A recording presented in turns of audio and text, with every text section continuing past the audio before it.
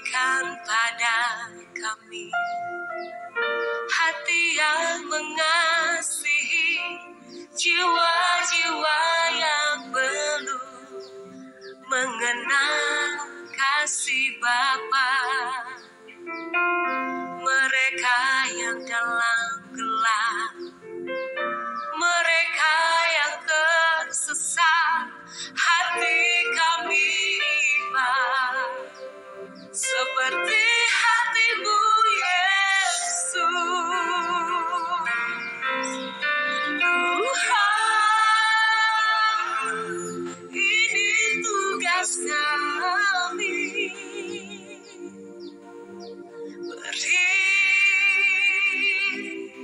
kebenaran bagi kami. Barulah Roh yang rela melayani dan menyenangkan hati Tuhan, itu yang ku ingini.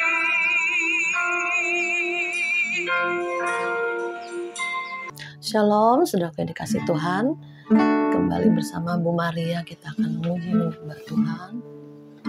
Mari saudara, kita satukan hati kita memuliakan Tuhan. Datang Roh Kudus, Kau ku rindu, dengan minyak yang baru urapiku, mengalir penuhiku, mengalir pulihkanku. Kuasa-Mu bebaskan hidupku. Datang Roh Kudus, Kau ku rindu,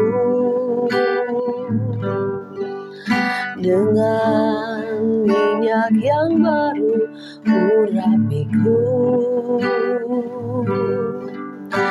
mengalir penuhiku, mengalir pulihkanku.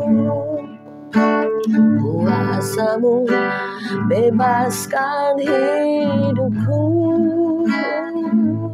Satu yang ku rindu, bersekutu denganmu, bawaku lebih lagi tinggal di dalam-Mu, nikmati hadirat-Mu, jamalah seluruh hidupku. Kuasa-Mu mengubah hidupku.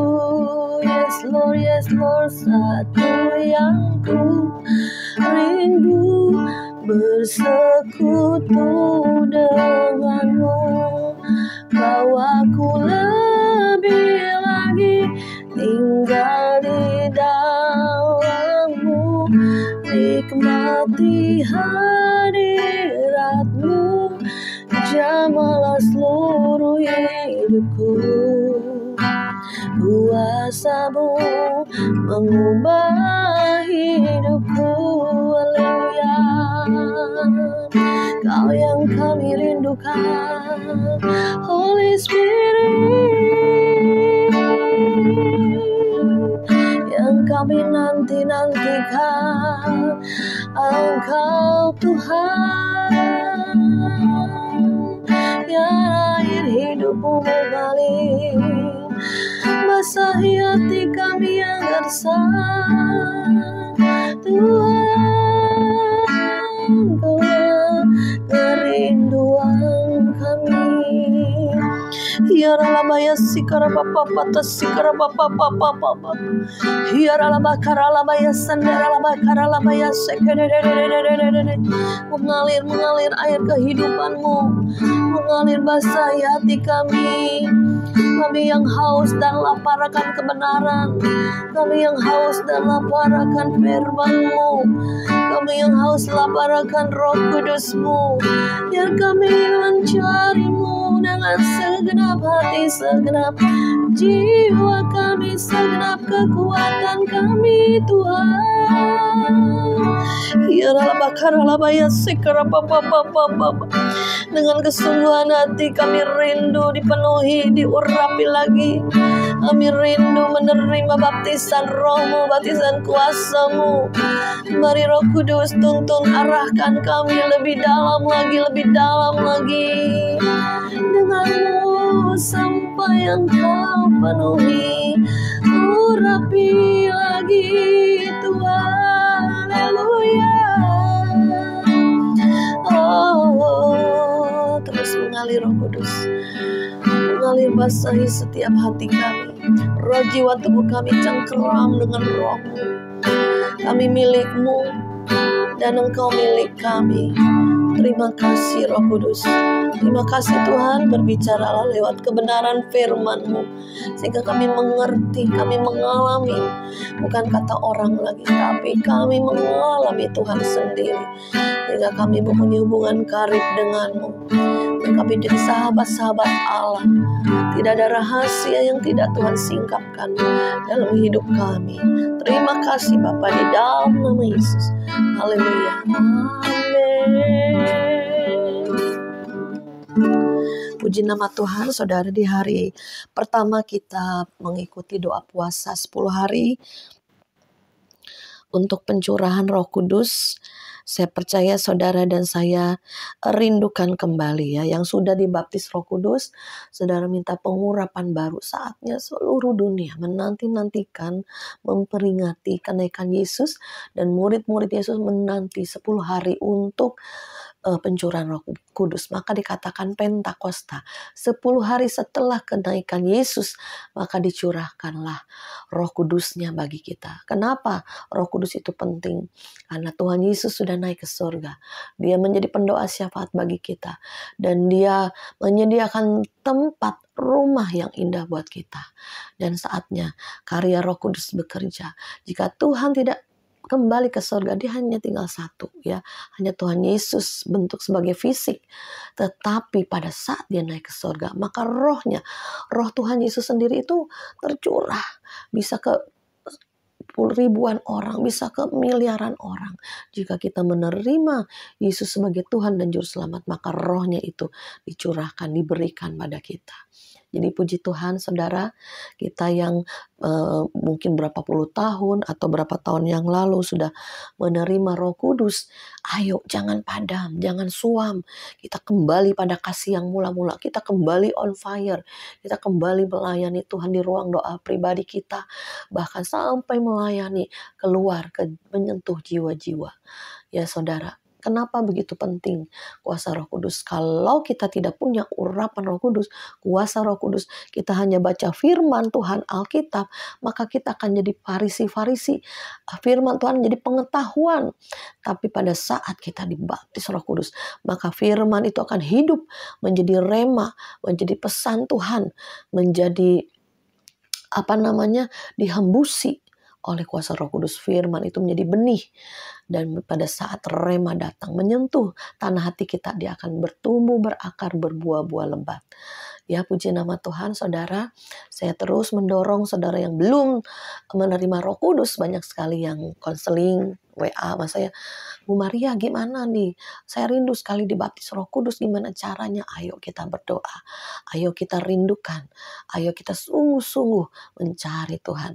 Ya Roh Kudus itu tertib, Roh Kudus itu manis ya, gak bisa dipaksa, dan juga kita tidak bisa mempelajari bahasa roh seperti apa ya, kita mau ngomong apa di mulut kita tidak tahu saudara, tapi roh kita lah yang mengucapkan, dibantu Roh Kudus ya, untuk menolong kita berdoa, menolong kita bersyafaat ya, menolong kita akan kejadian-kejadian yang masa-masa yang akan datang. Kita tidak tahu, tapi kita sudah berbicara pada Tuhan, sudah berdoa.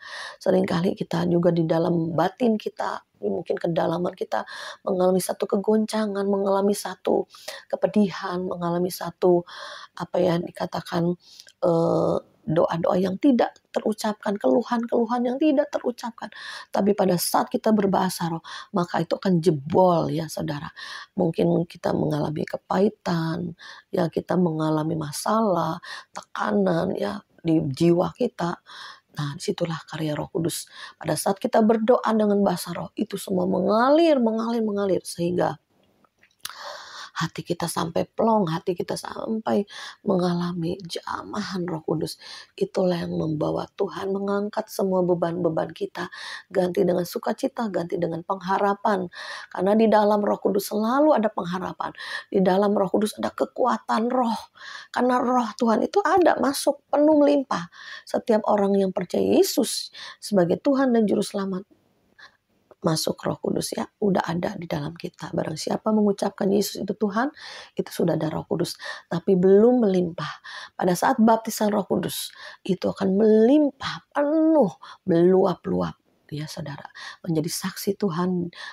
Kita bisa bertemu siapapun, kita bisa bersaksi ya, sehingga nama Tuhan dipermuliakan, sehingga mendengar, bertobat ya, sehingga mereka dijamah oleh Tuhan sendiri melalui kehidupan kita. Puji nama Tuhan, hari ini kita akan belajar satu firman Tuhan di mana tentang karya Roh Kudus. 10 hari ini kita menurut pesan Tuhan ya, saya doa Tuhan apa sih yang Tuhan mau sampaikan ya. Hari ini kita akan belajar di dalam, suara saya masih serak ya, Yohanes 4 ya. Waktu Yesus ketemu dengan satu wanita Samaria ya, di mana di perigi itu dia sedang menimba air. Waktu pagi-pagi benar sebelum banyak orang datang. Karena dia bisa dikatakan perempuan yang tidak baik-baik. Bisa jadi guncingan orang. Karena pada waktu Yesus berkatakan, betul kau sudah punya 5 suami ya. Dan yang ada padamu pun itu bukan suamimu. Sampai perempuan ini kaget ya. Karena Tuhan tahu ya kehidupan dia. Ya, Tuhan tahu, Tuhan Maha tahu ya saudara. Dan karena perempuan ini kenapa saudara? Karena kosong, hatinya kosong, jiwanya kosong. Setiap manusia itu mempunyai satu tempat di hatinya, di dalam rohnya, dalam jiwanya, hanya bisa diisi oleh Tuhan. Kalau tidak bertemu Tuhan, kalau tidak diisi dengan Tuhan, maka kosong jiwanya. Dia pelariannya bisa seksual, bisa narkoba, bisa ke dunia, ya saudara. Dengan dia punya suami berapapun tidak akan pernah puas saudara ya. Jadi ayo kita ketemu dengan Tuhan yang benar, Tuhan yang hidup. Kita undang rohnya masuk dalam hati kita. Seperti perempuan di dalam sumur perigi ini, di mana Yesus haus, minta air kepada wanita ini. Dikatakan ayat yang ke-13, jawab Yesus kepadanya, barang siapa minum air ini, maksudnya minum air sumur ini, ia akan haus lagi. Tetapi barang siapa minum air yang akan kuberikan kepadanya, ia tidak akan haus untuk selama-lamanya. Sebaliknya air yang ada kuberikan kepadanya akan menjadi mata air dalam dirinya, terus-menerus memancar sampai kepada hidup yang kekal. Kata perempuan itu kepada Yesus, Tuhan, berikanlah aku air itu, supaya aku tidak haus dan tidak usah datang lagi ke sini untuk menimba air. Jadi saudara, yang menggerakkan hati Tuhan yaitu haus dan lapar. Kita sebagai anak Tuhan, mungkin sebagai orang Kristen yang berpuluh tahun, jangan menganggap biasa hal rohani. Kita harus memiliki satu kerinduan, satu haus dan lapar akan Tuhan, satu haus dan lapar akan kebenaran, sehingga boleh datang kepada Yesus dan Tuhan sendiri akan memenuhi. Makanya kenapa banyak timbul agama-agama? Manusia itu tahu ada sesuatu yang supranatural di luar kehidupan manusia. Mereka mencari Tuhan, maka timbullah agama-agama. Bahkan zaman dulu sebelum ada agama, mereka menyembah pohon, menyembah batu, menyembah gunung. Karena tahu ada kekuasaan di luar kuasa daripada Tuhan. Tapi barang siapa bertemu dengan Tuhan, ya, bertemu dengan Tuhan yang benar, Tuhan yang hidup, maka ia tidak akan haus lagi, kosong lagi, karena bertemu langsung. Dikatakan perempuan itu kepada Yesus, Tuhan, berikanlah air itu supaya aku tidak haus dan tidak usah datang lagi ke sini untuk menimba air. Menurut pemikiran wanita ini, secara logika, secara natural, oh, kok Tuhan mau beri air, nah aku minta sama Tuhan supaya aku nggak kesini lagi, nggak nimba air, nggak minum, nggak haus lagi. Padahal bukan itu yang Tuhan mau berikan, yaitu air kehidupan secara rohani. Sehingga Roh Kudus itu dikatakan air kehidupan. Roh Kudus itu mengalir seperti air. Ya saudara, seperti kita nih kalau haus, aduh kering nih leher, kayak saya nih masih kering leher ya. Kita seringkali haus kering nih, minum air putih. Nah ini saudara ya, walaupun saya berpuasa nih 10 hari, saudara juga saya dorong untuk berpuasa, ayo ada yang belajar. Kalau belajar bisa lewati makan pagi atau makan siang, ya atau seperti saya hanya makan siang gitu ya. Nah kalau di area jam-jam berikutnya kalau haus minum air putih setengah gelas atau seteguk 2 teguk nggak apa-apa supaya nggak sakit ya saudara ya. Nah oleh sebab itu mari saudara kita belajar untuk perkara-perkara rohani itu untuk lebih dalam lagi. Kita rindukan, kita haus, kita lapar akan kebenaran. Saya ulangi lagi firman-Nya. Jawab Yesus kepada wanita ini, barang siapa minum air ini, ia akan haus lagi. Ya kita minum air jasmani ya, mungkin kepuasan kita dunia ya, bisa juga secara jasmani air langsung minum ya. Bukan itu yang Tuhan maksud. Atau kita mencari pelampiasan. Oh mungkin kalau aku banyak uang, aku bahagia. Aku gak kosong ya. Oh mungkin kalau aku belanja-belanja nih ke mall. Seringkali wanita-wanita merasa kosong. Akhirnya dia pelariannya sering ke mall, sering belanja ya. Banyak sekali pelarian-pelarian ya manusia untuk memenuhi kekosongan di dalam dirinya. Ya, oh mungkin aku kalau melakukan ini, melakukan itu ya, berbuat ini, berbuat itu, maka itu mengisi kekosongan, padahal tidak ya sama sekali. Kalau kita tidak bertemu Tuhan, kalau kita tidak dipenuhi oleh Tuhan, maka kekosongan itu akan terus berlangsung dalam hati kita, membuat kita tidak bahagia, tidak damai sejahtera, membuat kita aduh masa depan suram, gimana ya, kayaknya nelangsa. Saya pernah merasakan satu sakit di hati ya, kosong banget. Waktu saya belum mengalami Roh Kudus, waktu saya belum mengalami Tuhan secara pribadi, itu satu ada yang kosong di hati, di dalam kedalaman yang kita tidak mengerti. Tuhan gimana masa depan? Tuhan gimana kok kayaknya Tuhan gak ada? Gimana Tuhan? Kayaknya satu kosong, kepedihan, keperihan. Tapi itu saya langsung cari Tuhan, sungguh-sungguh kejar Tuhan, kejar ibadah, cari Tuhan sungguh-sungguh. Maka kita menemukan Tuhan karena ada kesungguhan hati. Nah itulah diperlukannya saudara haus dan lapar akan Tuhan itu penting. Dikatakan berbahagialah orang yang haus dan lapar akan Tuhan. Karena Tuhan sendiri akan memuaskan. Jadi tidak salah ya manusia mencari Tuhan. Bahkan agama-agama lain mencari Tuhan. Sehingga bertemu dengan juru selamat. Sehingga meninggalkan cara hidupnya yang lama dan mengikut Yesus. Ya puji nama Tuhan, saudara di hari pertama kita melakukan doa puasa ini, ayo kembangkan haus dan lapar akan Tuhan. Yang sudah dipenuhi Roh Kudus minta urapan baru ya, minta hadirat Tuhan yang lebih lagi kuat ya. Kita perlu akhir-akhir ini karena kedepannya masa-masa yang sukar. Kalau tidak dipenuhi kuasa yang dari Maha Tinggi, kita nggak akan kuat. Seperti murid-murid Yesus yang seringkali penakut. Ya takut, tapi pada saat dipenuhi Roh Kudus, dipenuhi dengan roh keberanian, mereka memberitakan Injil dan tidak takut mati. Bahkan 12 murid Yesus ya meninggalnya secara mengerikan menurut dunia ya, tapi mereka tidak takut. Hai maut, di mana lagi sengkatmu? Tidak ada lagi sengkat maut, tidak ada lagi ketakutan. Kalau kita di dalam Tuhan ada roh keberanian yang benar ya, di mana kita boleh terus memberitakan kabar baik, terus memberitakan Injil tanpa takut dan gentar.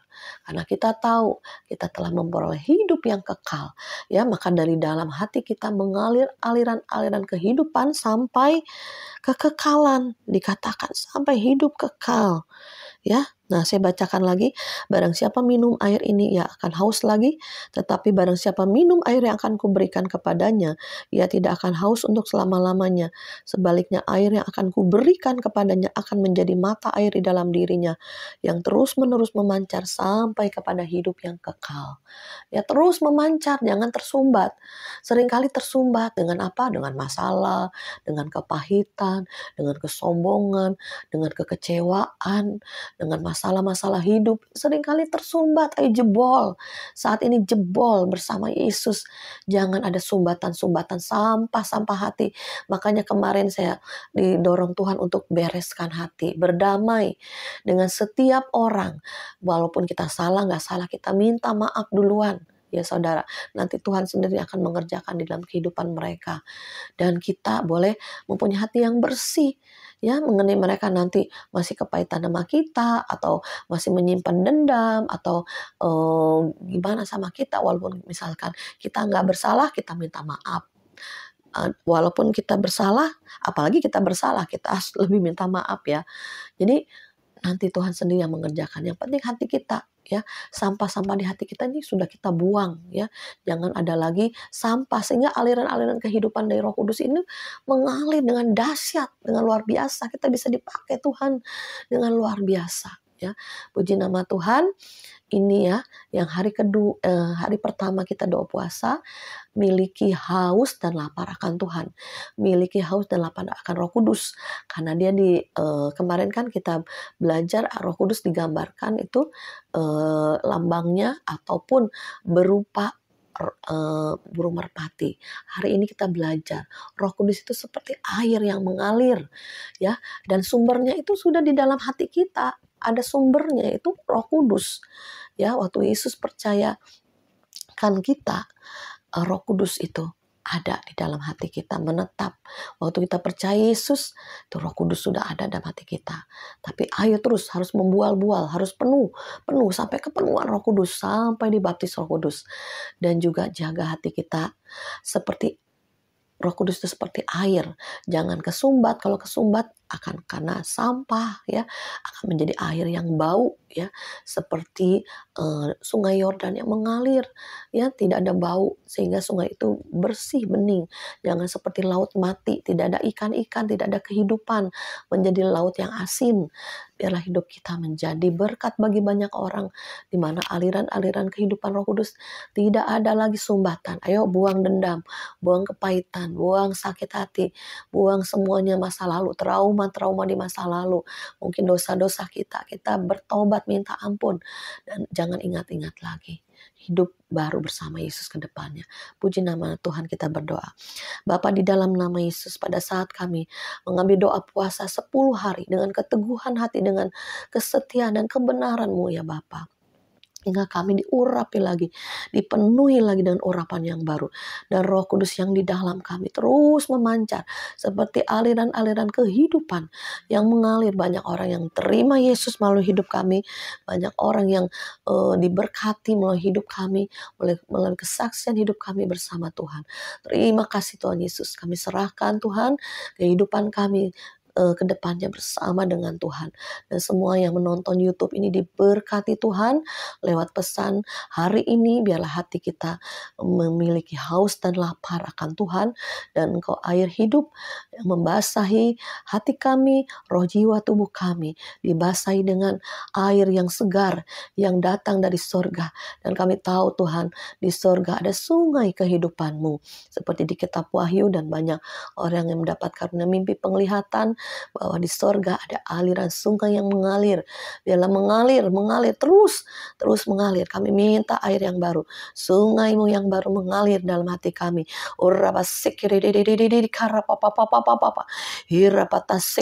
Terus kami mintakan, terus kami minum air kehidupan-Mu, menyegarkan manusia roh kami, menyegarkan tubuh kami, menyehatkan kami Bapa. Terus mengalir, kami minum, kami haus, kami terus diberikan air yang baru, air yang segar Bapa, di dalam nama Yesus. Kami terima saat ini di dalam nama Yesus. Kami ambil saat ini air kehidupan-Mu yang baru, yang menyegarkan. Oh Tuhan, jebol semua kotoran-kotoran dalam hati kami, buang semua sampah-sampah dalam hati kami. Kami ambil sesuatu yang baru, air kehidupan yang baru, yang menyegarkan. Terima kasih Bapa, terima kasih Roh Kudus. Dalam nama Yesus kami mengucap syukur. Haleluya, haleluya, amin.